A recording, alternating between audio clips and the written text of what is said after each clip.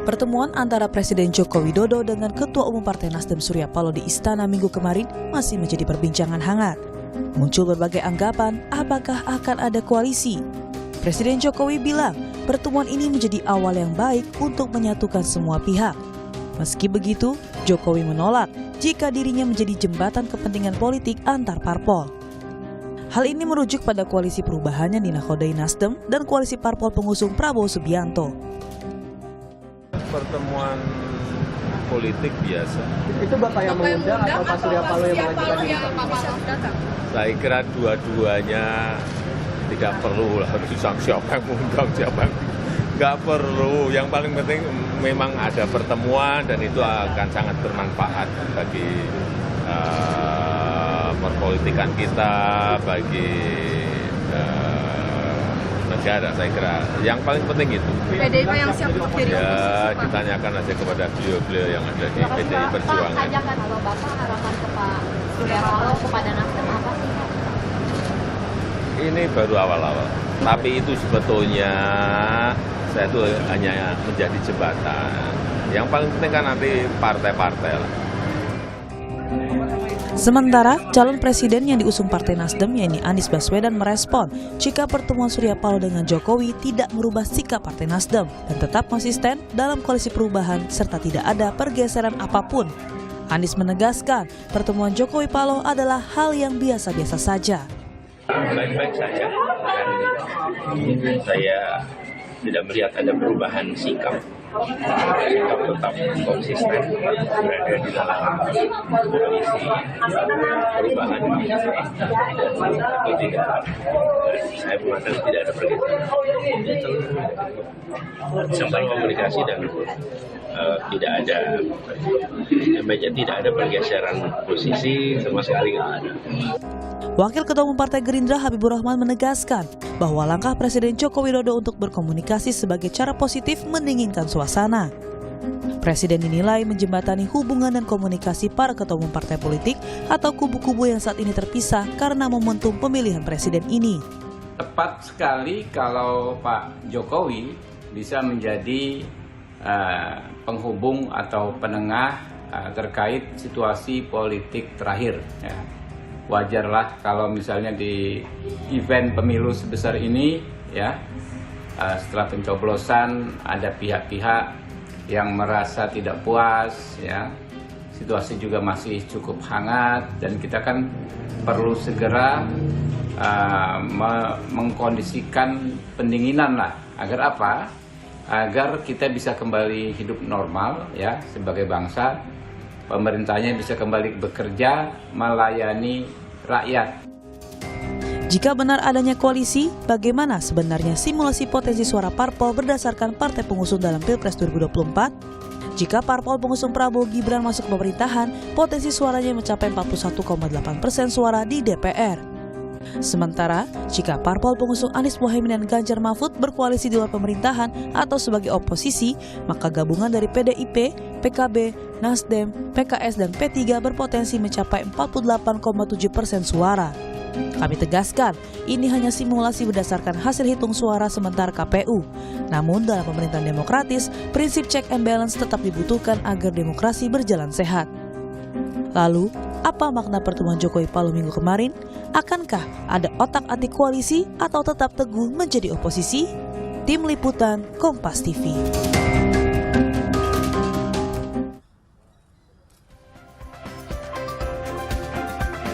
Saudara, pertemuan antara Ketua Umum Partai Nasdem Surya Paloh dengan Presiden Joko Widodo di Istana pada hari Minggu malam kemarin disinyalir akankah menjadi langkah Partai Nasdem untuk berkoalisi. Jokowi juga mengklaim berperan sebagai jembatan semua partai politik. Diduga akan ada pertemuan-pertemuan lainnya dengan Ketua Umum partai politik. Apakah ini menjadi salah satu cara untuk mengamankan Prabowo Gibran di parlemen nantinya? Kita akan membahas bersama dengan sejumlah narasumber di pagi hari ini. Melalui sambungan Zoom sudah ada politisi senior PDI Perjuangan, Bang Andreas Hugo Parera. Selamat pagi Bang Andreas, apa kabar? Selamat pagi Adisti. Ya, kemudian ada juga anggota Dewan Pembina Partai Gerindra, ada Bung Andre Rosiade. Assalamualaikum Bung Andre, sehat ya?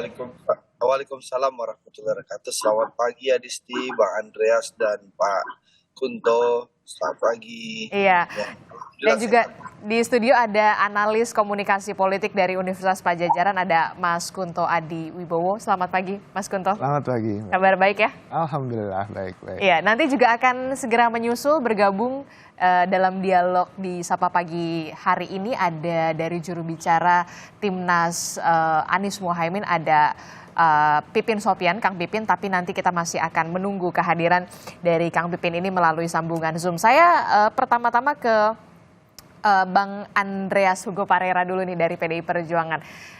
Bang Andreas, ini kan kita melihat Presiden Joko Widodo kemarin pada hari Minggu malam itu bertemu atau melakukan pertemuan lah dengan Ketua Umum Partai Nasdem Pak Surya Paloh.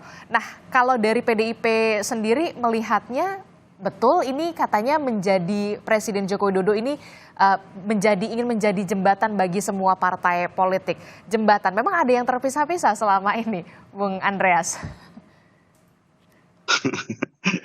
Adisti, itu pertanyaan itu justru harus ditanyakan ke Pak Jokowi sendiri. Aha. Apakah selama ini justru beliau yang memisah-misahkan gitu, sehingga beliau perlu membuat jembatan lagi gitu.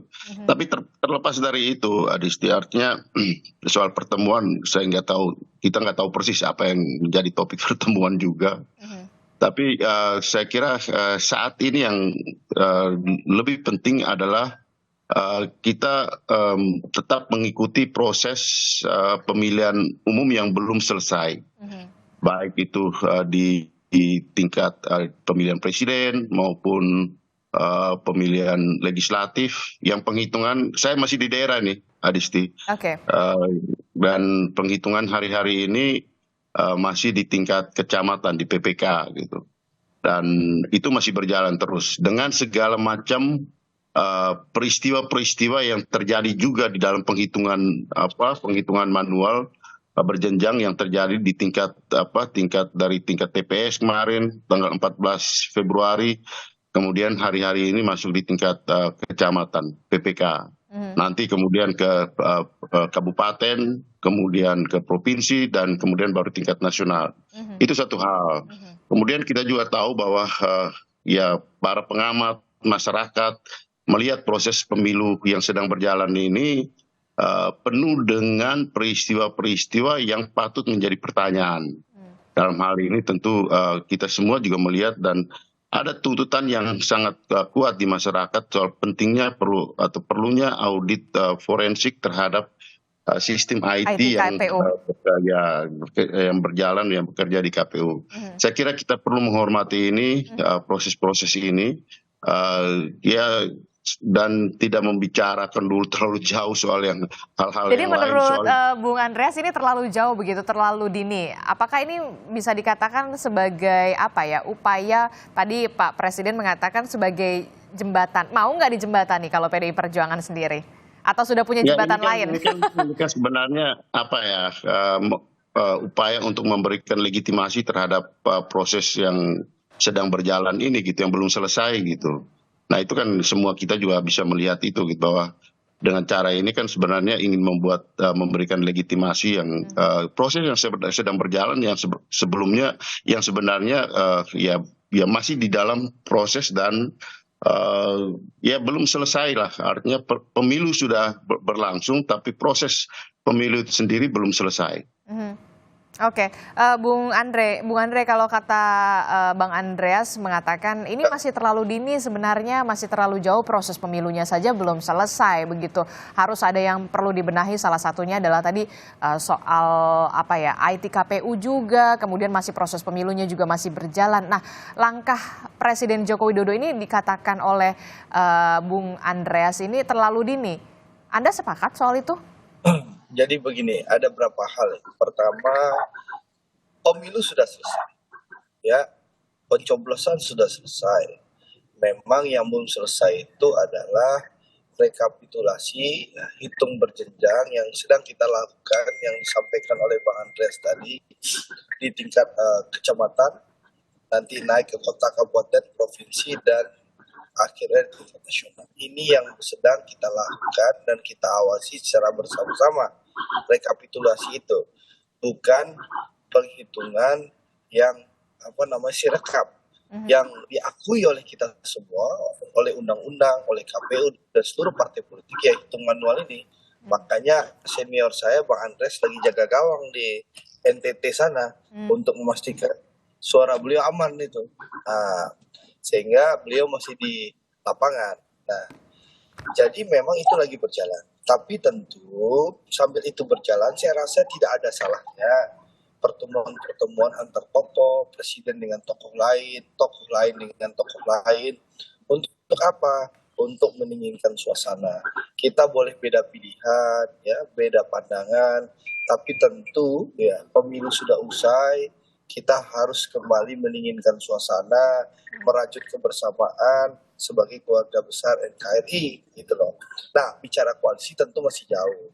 Karena memang sekali lagi seluruh partai politik tidak akan ada bicara koalisi sebelum ada penetapan dari KPU, baik penetapan calon presiden yang terpilih maupun penetapan hasil pemilu legislatif. Ini yang harus yang dipahami. Jadi ini dua hal yang berbeda. Kalau koalisi saya rasa tidak akan ada pembicaraan sampai ada penetapan KPU. Yang ada itu mungkin adalah komunikasi untuk mendinginkan suasana, membuka komunikasi awal, dan menurut saya itu perlu kita apresiasi dan kita syukuri bahwa pertemuan itu sudah dimulai. Supaya apa? Ya, proses bisa berjalan, bisa saja ada saling gugat nanti, saling lapor ke Bawaslu dan ke Mahkamah Konstitusi. Ke Mahkamah Konstitusi. Nah, itu biarkan di tingkat elit. Jangan sampai di tingkat akar rumput ini masih rame, itulah. Itu yang paling penting, Adisti. Jadi tidak ada masalah, ada gugatan saling gugat nanti, ada yang tidak puas, itu hal yang lumrah, hal yang wajar. Di setiap pemilu juga ada. Dan kami juga melakukan hal yang sama di 2014 dan 2019 yang lalu, melaporkan dan juga menggugat. Yang penting, ya silahkan menggugat boleh, tapi jangan sampai situasi akar rumput, situasi rakyat masih panas. Jadi untuk mendinginkan situasi yang kemarin sudah sempat panas begitulah ya. Untuk cooling down gitu, Andre. Suasana. Jadi kalau ada yang tidak puas ya monggo silahkan. Itu hak konstitusi bersama. Silahkan digugat ke Mahkamah Konstitusi. Tapi saran saya dan saya harapan kita semua, kita harus memberikan teladan dan contoh untuk mendinginkan suasana supaya di tingkat akar rumput, di tingkat masyarakat tidak ada lagi keadaan dan situasi yang kurang kondusif seperti itu. Oke, baik. Kalau Mas Kunto sendiri perspektifnya seperti apa? Kalau Bung Andreas mengatakan ini masih terlalu dini, langkah politik Jokowi ini masih terlalu dini, apalagi proses pemilu masih berjalan. Kalau menurut Bang Andre, ya ini untuk mendinginkan tensi lah ya, kalau yang kemarin sempat panas. Anda melihat pandangan Anda akan kemana Presiden Joko Widodo dengan upaya bertemu dengan Ketua Umum Partai Nasdem Surya Paloh ini? Ya, ini harus diakui Pak Jokowi adalah komunikator politik yang luar biasa, Mbak. Gitu. Karena Pak Jokowi berhasil, ya pada intinya politik itu persepsi kan. Bagaimana saya membuat persepsi tertentu, bagaimana kemudian publik mempersepsikan sesuatu. Dan di sini Pak Jokowi tampaknya berhasil dengan hanya pertemuan makan malam dengan Ketua Umum Nasdem gitu kan. Kita sudah berspekulasi nih tentang banyak hal kan gitu. Mulai dari koalisi. Betul. Dan bisa jadi semuanya benar. Tapi bisa jadi ini hanya smoke screen lah istilahnya. Hanya semacam ya pembentukan persepsi tertentu gitu. Tujuannya? Ya ada beragam. Satu, kata Bang Andre kan mungkin cooling down, bahwa ada dua tokoh yang sudah bertemu dari kubu yang berbeda mungkin, atau mungkin Pak Presiden bilang menjembatani, itu kan semacam cooling down. Atau kemudian bisa jadi soal koalisi atau akomodasi seperti yang ditulis oleh Kompas hari ini gitu. Tapi walaupun itu terlalu lama kan tidak ada salahnya kemudian menyicil dari awal gitu kan. Lalu juga bisa jadi soal kemarin kan kalau tidak salah Pak Ganjar Pranowo membuat pernyataan tertulis kan tentang bahwa kemungkinan PDIP akan mendorong hak angket, tolong saya dikoreksi kalau saya salah gitu kan. Nah ini sangat mungkin ini juga ke sana karena kalau PDIP kemudian bisa merangkul partai-partai koalisi di 03 dan 01, itu sangat mungkin ya sudah mencukupi menjadi mayoritas untuk kemudian jadi hak angket tentang kecurangan pemilu gitu. Dan itu dampaknya apa? Ya tentu saja akan ada dinamika politik yang sangat tinggi dan tensi politik yang tinggi, apalagi ini kan di masa-masa injury time ya Mbak ya, gitu. Apalagi sekarang penghitungan dan rekapitulasi belum selesai. Jadi sangat mungkin ini akan ada dua fokus bagi politisi yang ada di Senayan gitu kan, satu ngawasin suaranya di dapil, satunya harus istilahnya berstrategi dan kemudian berkonsolidasi untuk pertemuan-pertemuan soal hak angket ini. Jadi ada banyak hal yang kemudian bisa jadi mempertinggi tensi politik di Indonesia gitu Mbak. Nah itu yang kemudian masih menjadi pertanyaan kita semua sebenarnya. Betul. Nah kalau soal tadi kan Pak Presiden sudah menyampaikan kemarin menjembatani semua partai politik. Nah ini permasalahannya kemudian jembatan, memang ada yang misah-misah atau ada yang buat jembatan baru sebenarnya kalau Mas Kunto melihatnya? Saya melihatnya kan begini, bahwa sangat mungkin kalau memang dari hasil rekapitulasi, saya harus hati-hati nih ngomongnya karena ada 01 dan 03 gitu. Dari perhitungan rekapitulasi itu ternyata benar pemenangnya adalah 02, itu sangat mungkin akan menggunakan cara berpolitik Pak Jokowi juga gitu, merangkul semua gitu kan. Akan ada koalisi yang gemuk. Nah ini kan kalau dari hitung-hitungan politik kan jadi begini ya Mbak ya, siapa yang masuk duluan ke koalisi, siapa yang datang belakangan ke koalisi ini nanti akan menentukan istilahnya ya konsensi atau bentuk-bentuk insentif yang diterima oleh partai politik gitu. Jadi kan kalau sekarang wah Nasdem udah ketemu nih gitu kan, pasti partai-partai yang lain mungkin juga akan berhitung, berpikir, dan kemudian mengkalkulasi ke peluang-peluang politiknya ke depan untuk membentuk koalisi besar. Namun tentu saja ini hanya spekulasi kan Mbak, gitu. Sepenuhnya hanya Pak Jokowi yang tahu kenapa harus. Ya, kalau menurut saya nggak ada semacam pertemuan yang sangat strategis besar. Karena kalau strategis besar pasti nggak akan disiarkan, ya nggak akan dibuka ke publik gitu kan, sifatnya tertutup. Tapi ini kan jadi dibuka makan malam gitu kan, ya menurut saya ini semacam tadi pembentukan persepsi publik, tapi silahkan publik mempersepsinya macam-macam gitu, dan itu mungkin akan satu bisa jadi cooling down tadi karena ada banyak hal yang harus diperbincangkan publik, tidak hanya soal rekapitulasi. Oke, sudah bergabung juga bersama kita ada juru bicara dari Partai Keadilan Sejahtera yang juga merupakan juru bicara dari Timnas Amin, betul? Kang Pipin, assalamualaikum Kang Pipin, kita ketemu lagi. Waalaikumsalam, Mbak Adisti, siap hadir. Ya, Kang Pipin, ini jadi sudah ada penjelasan dari rekan koalisi Anda dari Partai Nasdem. Jadi sebenarnya bahas apa bersama dengan Presiden Joko Widodo? Sudah ada penjelasan itu? Ya itu masih ya mungkin silaturahim biasa, dan menurut kami sah-sah saja. Dan itu haknya setiap partai politik untuk berkomunikasi dengan siapapun. Tapi bagi kami komunikasi silahkan, tetapi tidak boleh kompromi terhadap praktek-praktek kecurangan, pelanggaran yang dilakukan ketika pemilu. Itu poin utamanya. Jadi bagi kami monggo siapapun boleh silaturahim, boleh untuk berkomunikasi sekalipun dengan presiden, tetapi tidak boleh ada kompromi terhadap praktek-praktek kecurangan dan pelanggaran di saat pemilu kemarin.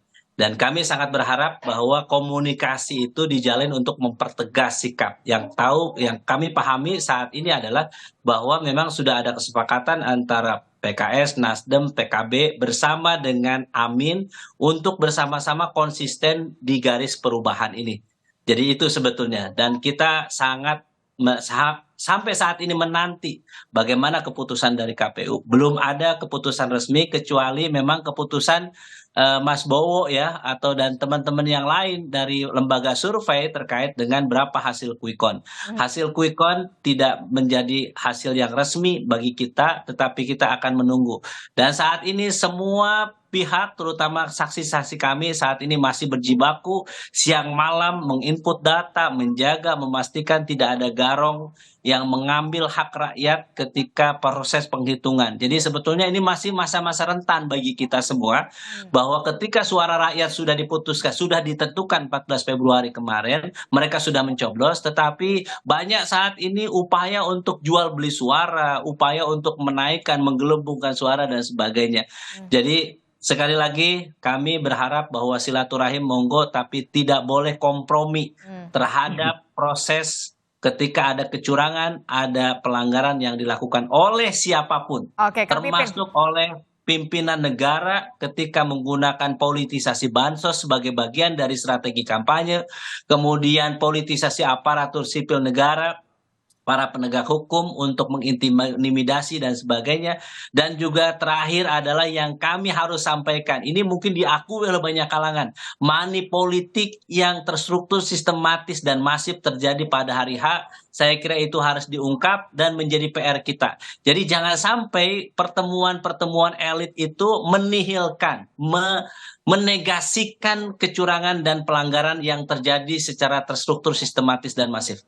Jadi Anda ingin menegaskan bahwa koalisi Anies Muhaimin ini sampai saat ini masih solid. Tapi sudah ada penjelasan resmikah dari Partai Nasdem, pertanyaan saya, kepada PKB dan juga PKS sebagai rekan koalisi?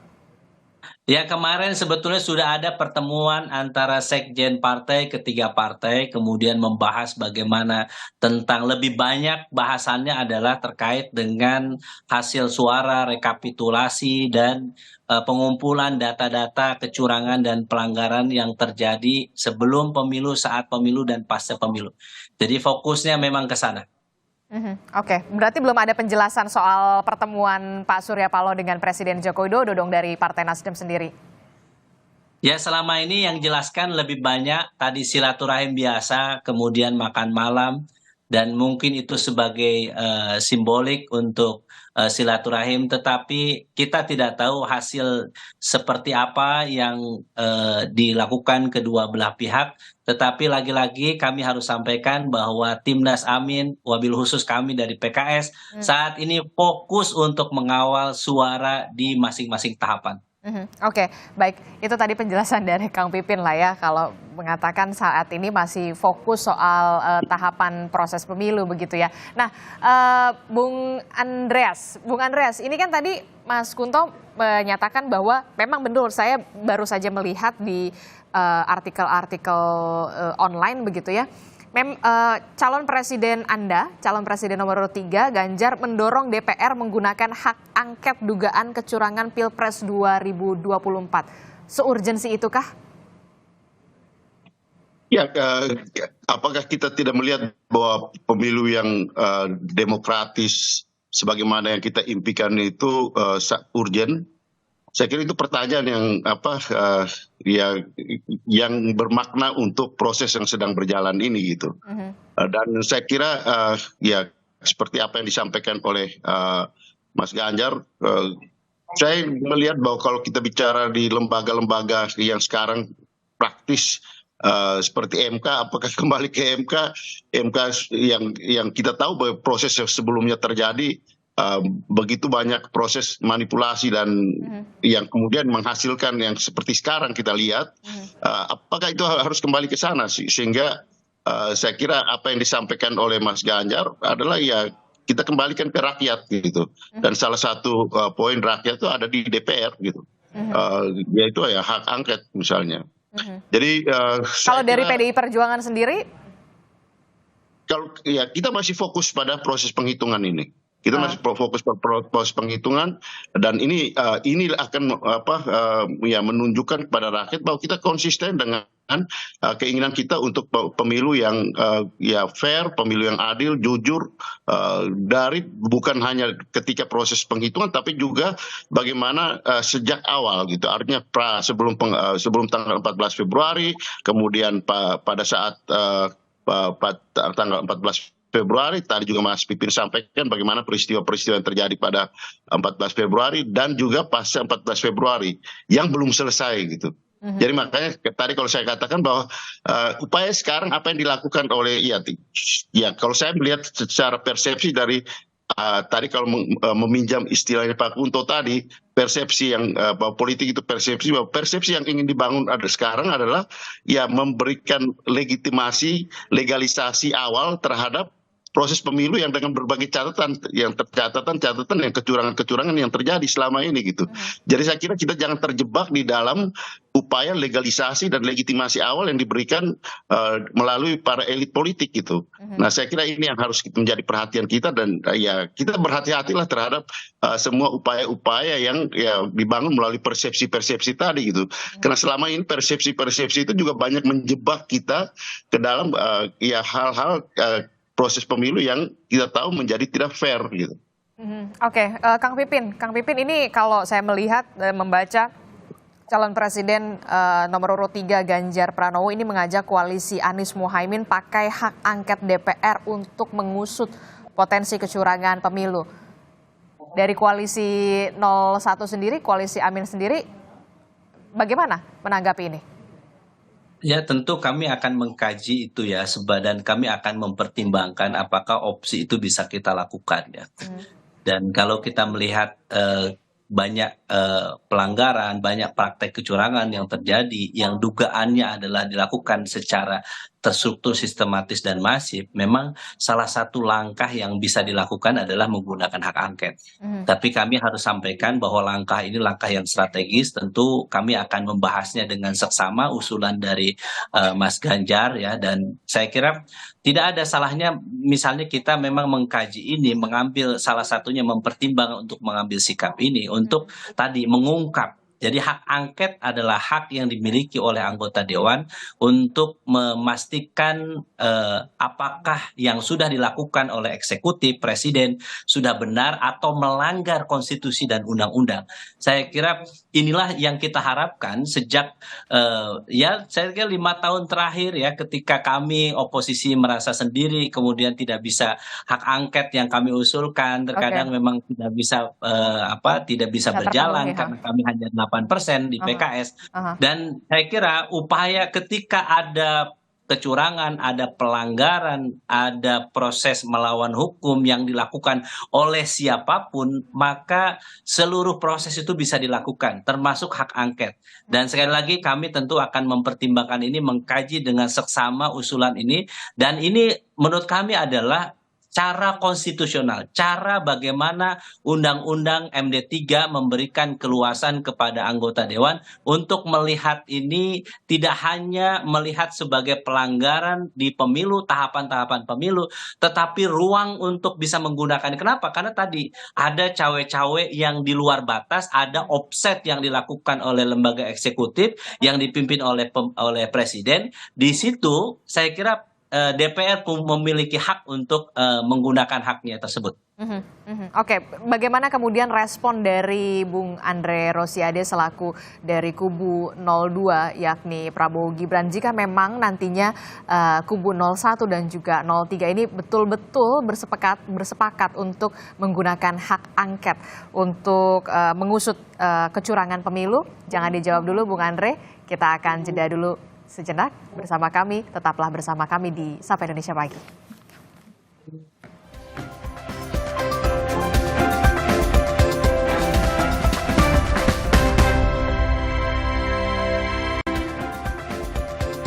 Terima kasih Anda masih bersama kami di Sapa Indonesia Pagi. Saudara, kita masih membahas soal politik ala jembatan Presiden Joko Widodo. Apakah ini merupakan upaya untuk mengamankan pemerintahan Prabowo Gibran ataukah kemudian ada upaya-upaya lain dan maksud lain gitu ya. Kita masih membahasnya bersama dengan ada dari PDI Perjuangan Bung Andreas Hugo Parera, dari Partai Gerindra ada Bung Andre Rosiade, dari PKS ada Kang Pipin, dan juga ada dari Mas Kunto ya, dari Universitas Padjadjaran. Nah, Bung Andre gimana nih kalau betul-betul akan terrealisasi hak angket ini dari koalisi 01 dan juga 03? Merasa khawatir nggak? Terancam nggak nih? Jadi begini Adisti, jadi kalau mengutip kalimat Pak Mahfud yang viral berapa tahun yang lalu ya, kita semua tahu bahwa yang kalah cenderung menyalahkan KPU, yang kalah cenderung menuduh yang menang curang. Itu sudah hal yang lumrah. Tapi kan masyarakat kan punya nurani, bisa melihat bahwa pemilu hari ini, pemilu saat ini berjalan dengan baik ya. Masyarakat datang ke TPS dengan riang dan gembira, tidak ada gangguan satupun, ya, tidak ada intimidasi satupun. Ya, proses pemilu ini berjalan dengan baik dan lancar. Dan diapresiasi karena yang ada di luar negeri melihat proses ini berjalan sangat baik. Karena kan bukan hanya saksi-saksi dari partai politik, saksi-saksi dari masing-masing kandidat, tapi seluruh rakyat juga mengawasi, termasuk juga perwakilan-perwakilan dari berbagai lembaga asing dan juga masyarakat negara-negara lain gitu loh. Dan melihat proses pemilu kita ini berjalan dengan sangat baik. Nah, kalau ada ketidakpuasan ya hal yang wajar dari yang kalah ya. Tentu mereka akan menggunakan hak-hak konstitusi mereka, mulai menggugat, melaporkan ke Bawaslu, atau menggugat ke MK, atau ada wacana hak angket itu. Ya, itu hal-hal yang wajar.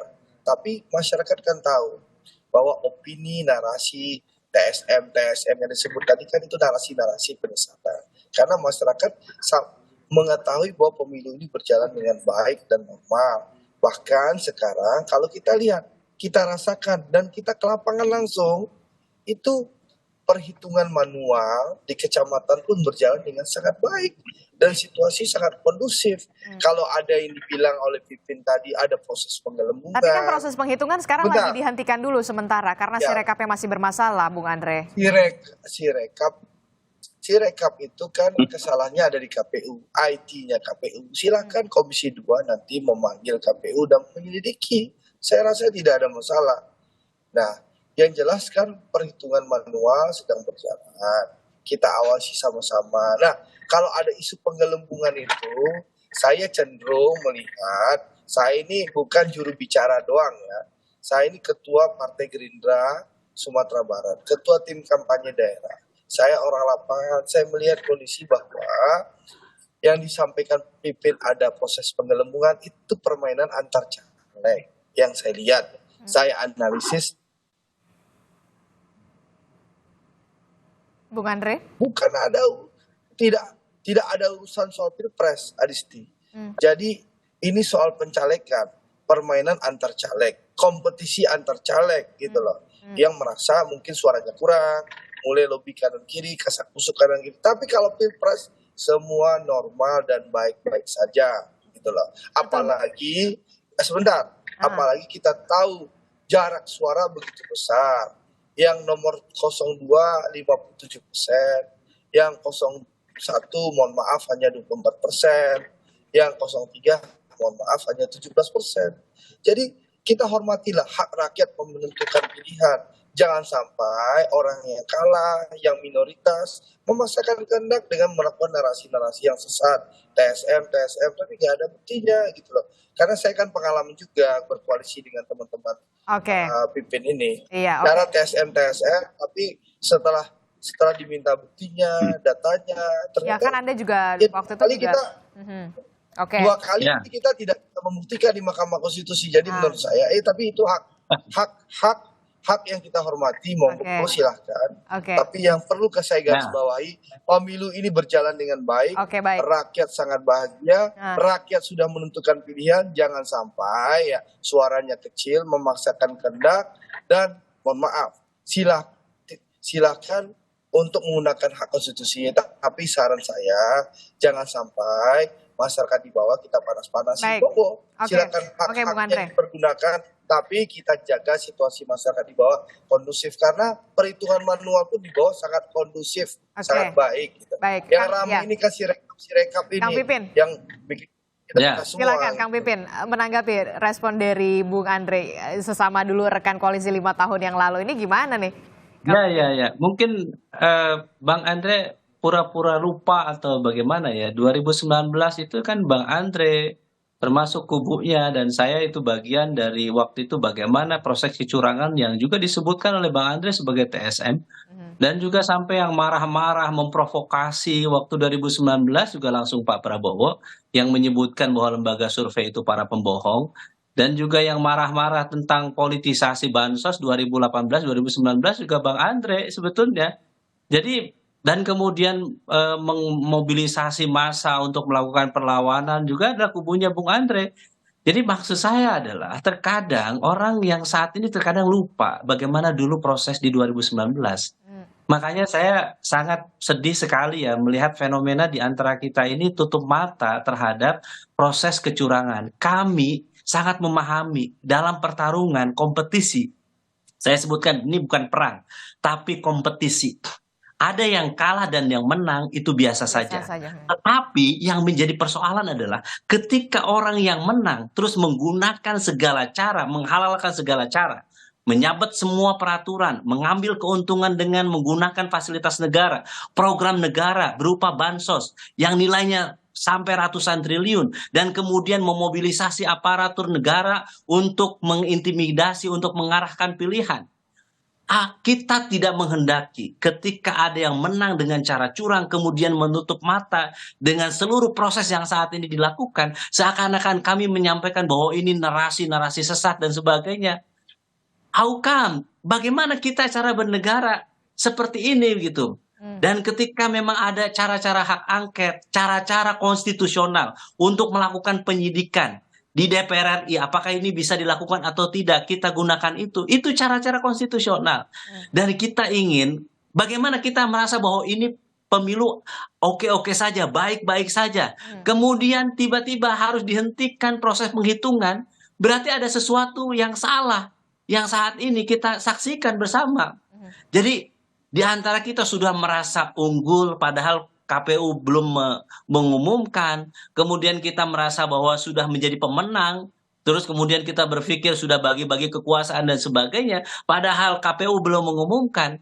Saya ingin mengatakan, ayo kita bareng-bareng semua melihat ya proses-proses yang terjadi pelanggaran, kecurangan seluruh rakyat Indonesia. Ayo kita merefleksikan apakah sudah benar atau tidak yang sudah kita jalankan saat ini. Ketika siapapun yang menang, saya katakan siapapun yang menang, kalau menangnya bermartabat, tidak menghalalkan segala cara, kita akan terima legowo. Tetapi kalau kemenangan yang didapatkan hasilnya para pemilihnya banyak, tetapi di situ menggunakan fasilitas negara, program bansos, di situ juga menggunakan aparat untuk mengerahkan pilihan, dan di situ juga money politik di mana-mana. Dan kemudian saat ini KPU juga tidak bisa melakukan apa, banyak kesalahan dan kekurangan di mana-mana. Apakah kita akan berdiam diri? Baik Kang Pipin. Saya kira inilah menjadi konsentrasi kita. Respon Boleh saya jawab itu, Adisti? Silakan singkat saja Bung Andre, karena waktu kita. Jadi gini, kami tidak pernah melarang hak konstitusi Pipin dan kawan-kawan untuk menggugat. Itu silakan. Jadi kita tidak ada melarang. Yang kita himbau adalah jangan kita ngompor-ngomporin rakyat. Nah, Pak Prabowo, sebentar, gantian dong. Anda bicara. Kita mengompori masyarakat. Ya. Siapa yang mengompori masyarakat, Bung Andre? Sebentar Pak Andreas, itu yang harapan kita. Silakan menggunakan hak konstitusi untuk melaporkan. Kalau yang tidak puas, silakan lapor ke Bawaslu. Kalau yang ingin sudah ada jalurnya masing-masing ya. Mbak Adisti. Sebentar. Saya, abang bicara tadi saya nggak cegat. Ini gantian dong kita bicara. Mari kita belajar berdemokrasi, gitu loh. Nah, menurut saya silakan itu dilakukan, ya. Buktikan. Tapi saya ingin menjelaskan ke Pipin ya. Di 2019 Pak Prabowo dari awal sudah melarang pendukungnya untuk turun ke lapangan. Tapi memang ada pihak di kelompok pendukung Pak Prabowo yang ingin mengumumkan turun ke lapangan. Sehingga akhirnya Pak Prabowo langsung datang ke Bawaslu yang meminta pendukungnya pulang. Ya. meminta pendukung pulang, itu harus dipahami. Memang ada kelompok pendukungnya yang Ya, itu di 2019 ya, Bung Andre. Pak Prabowo langsung ke lapangan. 2019. Pak Prabowo turun ke lapangan langsung menyuruh dan meminta pendukungnya pulang. Waktu MK kita menggugat, Pak Prabowo sudah menyampaikan dan melarang pendukungnya untuk turun ke jalanan selama proses di MK. Mari kita dari televisi, tapi memang ada kelompok pendukung Pak Prabowo di 2019 baik, Bung Andre. yang memang doyan turun ke lapangan. Oke, baik. Kita tangkap Bung Andreas. Untuk tidak turun ke lapangan, kita gunakan hak-hak konstitusi kita sesuai dengan aturannya. Sehingga pemilu bisa berjalan dengan baik, tapi proses gugatan juga bisa berjalan dengan baik. Bung Andreas Hugo, ada respon Anda soal ini? Saya kira kita tidak mengompori apa yang proses yang berjalan ini. Cuma ya tadi seperti apa yang dikatakan oleh Bung Pipin juga, bahwa ada hal-hal yang dalam catatan peristiwa-peristiwa baik dari sebelum, ketika hari H dan pasca pemilu yang sedang berlangsung dalam proses penghitungan sekarang ini, yang harus menjadi perhatian kita gitu. Nah, salah satu contoh konkret apa yang disampaikan oleh Presiden sendiri, bahwa beliau akan cawe-cawe dan kemudian juga tidak harus netral di dalam proses pemilu, dan itu yang dia buktikan sendiri dengan melakukan itu di dalam pelaksanaannya gitu. Jadi saya kira proses ini penting untuk menjadi catatan di dalam pelaksanaan pemilu. Nanti kita lihat melalui jalan konstitusi gitu.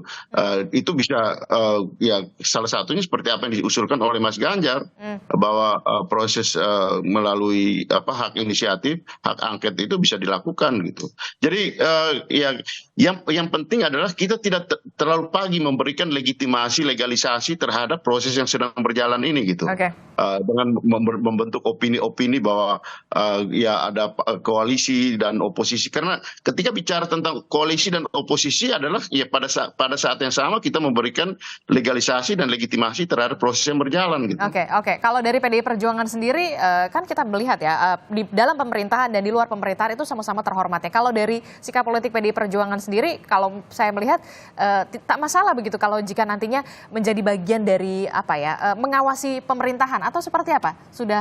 Kita tidak bicara dulu soal itu, Mbak Adisti. Karena ketika kita bicara itu adalah kita memberikan legitimasi, legalisasi terlalu dini terhadap proses yang sedang berjalan dengan berbagai catatan tadi gitu. Kita selesaikan dulu itu. Gitu. Oke, baik. Mas Kunto, Anda membacanya seperti apa ini soal perbincangan dari ketiga Bung Andre, Bung Andreas, kemudian Kang Pipin? Apakah kemudian politik jembatan ala Jokowi ini bisa mampu untuk menggerus oposisi, ataukah memang masih terlalu dini sebenarnya? Ya, saya akan ikut mengamini para narasumber kita yang terhormat bahwa proses rekapitulasi sedang berlangsung, jadi kita hormati itu. Belum ada pemenang definitif, belum ada yang kalah, berarti juga belum ada oposisi gitu kan, belum ada koalisi pemerintahan, jadi itu yang harus kita pegang dulu gitu. Tapi kalau untuk mengomentari Pak Jokowi dan pertemuannya dengan Pak Surya Paloh gitu kan, kita kan juga bisa kembali, bahkan Pak Jokowi dan Pak Surya Paloh ketemu terus tiba-tiba wakil presidennya Pak Anies jadi Caimin kan gitu kan. Jadi ada sejarah itu yang kita juga harus pertimbangkan, dan menurut saya kita tunggu saja, pasti dalam waktu dekat akan ada pertemuan-pertemuan ketum partai gitu kan. Nah, nanti kita dengan presiden? Tidak, mereka saling bertemu. Misalnya apakah nanti Bu Megawati akan ketemu Pak Surya Paloh, nah itu kita tunggu tuh. Karena berarti ceritanya akan jadi lain narasinya kan gitu. Bedanya akan ada perbedaan lagi gitu. Betul, kita akan juga berspekulasi lagi apakah benar akan ada hak angket, apakah benar koalisi 03 bergabung dengan koalisi 01 untuk di luar parlemen. Kita akan terus berspekulasi terus gitu kan, dan menurut saya itu akan menghabiskan energi kita. Lebih baik kita fokus pada proses rekapitulasi ini dan mengawasi sehingga pemilu ini punya legitimasi yang baik, Mbak. Itu menurut saya. Terakhir, apakah nantinya Presiden Joko Widodo setelah dari Partai Nasdem yang sudah dipanggil nih Pak Surya Paloh, apakah mungkin nanti tiba-tiba dari PKB dipanggil? Anda melihat ada pola-pola semacam ini, karena kan Pak Jokowi sudah mengatakan saya ingin menjadi jembatan. Ya, itu keinginan Pak Jokowi tentu saja. Yang namanya keinginan kan harus bertepuk dengan tangan yang lain gitu. Kalau enggak kan jadi bertepuk sebelah tangan. Jadi ya sangat mungkin usaha-usaha itu sedang dilakukan oleh Pak Jokowi dalam artian menjadi jembatan tadi ya. Entah itu jembatan koalisi atau jembatan yang tidak menjadikan hak angket atau jembatan apapun itu namanya. Tapi paling tidak jembatan ini berusaha dibangun, ya kan? Dan ya saya tidak memastikan, tapi kemungkinan besar akan ada misalnya pertemuan Pak Jokowi dengan ketum-ketum partai dari koalisi 01 maupun 03. Tapi saya Masuk dengan PDI Perjuangan? Ya usaha itu kan sudah ada. Bahkan Pak Jokowi bilang minta tolong ke Sri Sultan Hamengkubuwono. Apakah akan terwujud? Itu pertanyaannya. Nah itu pertanyaan kita juga Mbak. Karena saya bukan Bu Mega, saya juga enggak Pak Jokowi. Jadi saya nggak tahu apakah akan terwujud atau tidak. Tapi kalau saya sih demi persatuan bangsa ya, dan tidak kemudian menafikan bahwa ada proses rekapitulasi yang sedang berjalan dan itu juga harus diawasi. Pertemuan-pertemuan elit ini bagus asal kemudian tidak jadi menafikan kepentingan masyarakat yang lebih banyak. Niatnya baik gitu ya untuk sebagai jembatan, tapi Kak, apakah ada jembatan lain? Itu yang kemudian jadi pertanyaannya dong. Betul. Ya sangat mungkin gitu kan, makanya tadi sangat mungkin ketua-ketua partai yang lain pun juga akan bertemu gitu. Tapi mereka pasti sekarang sedang fokus pada rekapitulasi. Seperti tadi kata Bang Andre bilang kan, perpindahan suara itu sangat mungkin dari satu caleg ke caleg lain. Jadi ini harus ngawasin, makanya bapak-bapak ini sedang ada di dapil masing-masing untuk mengawasi rekapitulasi gitu kan. Dan terutama caleg ya, terutama pilihan legislatif gitu. Dan menurut saya ini fokus mereka hari ini, fokus politisi yang sedang berjuang ke Senayan gitu kan. Kalau ini kemudian diganggu dengan yang lain, tentu saja akan akhirnya problemnya akan muncul banyak Mbak. Satu, legitimasi politik tentang pemilu juga akan bermasalah gitu kan. Tadi kita tidak berharap apa yang terjadi di 2019 terjadi lagi di 2024 yang memakan korban jiwa, itu sangat-sangat kalau bisa tidak terjadi lah Mbak. Gitu. Kita masih akan tunggu dan juga hormati dari proses pemilu ini yang masih berjalan pastinya ya. Tapi juga kita masih akan melihat apakah nanti akan ada pertemuan-pertemuan selanjutnya, ataukah pertemuan 01 dengan 03, atau bisa saja Presiden Joko Widodo nantinya akan bertemu lagi dengan ketua umum partai politik lainnya. Kita nggak akan pernah tahu. Nanti kita akan bahas lagi pastinya ya di perbincangan selanjutnya. Terima kasih Mas Kunto dari Universitas Padjadjaran, dan juga ada dari kubu Anies Muhaimin yang merupakan dari PKS juga ada Kang Pipin. Terima kasih Kang Pipin. Kemudian juga dari Partai Gerindra juga Bang Andre Rosiade, terima kasih. Dan juga dari PDI Perjuangan Bung Andreas Hugo Parera, terima kasih sudah bergabung bersama kami. Bapak-bapak semua sehat-sehat selalu, lancar semuanya pokoknya ya. Amin. Terima kasih. Assalamualaikum. Waalaikumsalam.